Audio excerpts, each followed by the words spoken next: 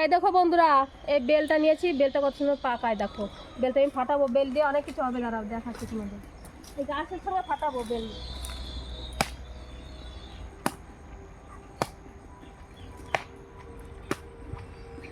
এই দেখো ফাটালাম বেল,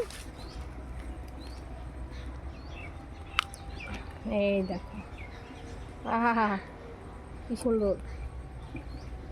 আমি আগে উঠি, আমি বেলের শরবত বানাবো। ও বাবা গো, এই দেখো চামচ নিয়ে এসছি, বেলের শরবত বানাবো আমি। আমার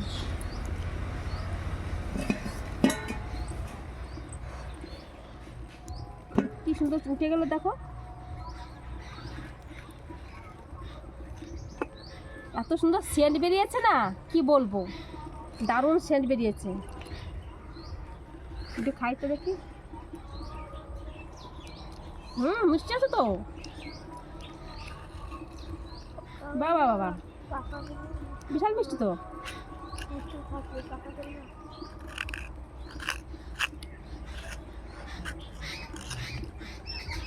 এই বেলের শরবত খাওয়া কিন্তু অনেক ভালো গরমের দিনে। বেলের শরবত ঠান্ডা, আর তোমার পেটের নর্দমাগুলো সব পরিষ্কার হয়ে যাবে। থাকে না পেটের নর্দমা, সেগুলো সব পরিষ্কার হয়ে যায় এই বেলের শরবত খেলে পারে। এই দেখো বরফ নিয়ে এসেছি বাটিতে করে, বরফ দেবো ঠান্ডা ঠান্ডা।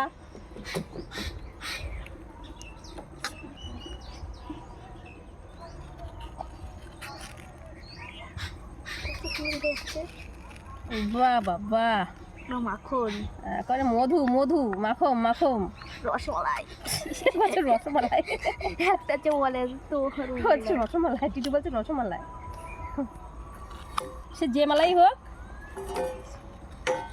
বাহ বাবা, টিটু মশা।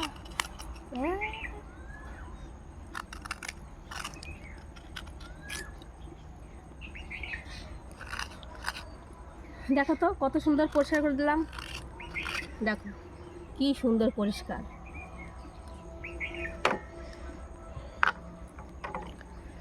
এর মধ্যে দিয়ে দেবো এই বরফগুলো দিয়ে দেবো, একটু জল দেবো।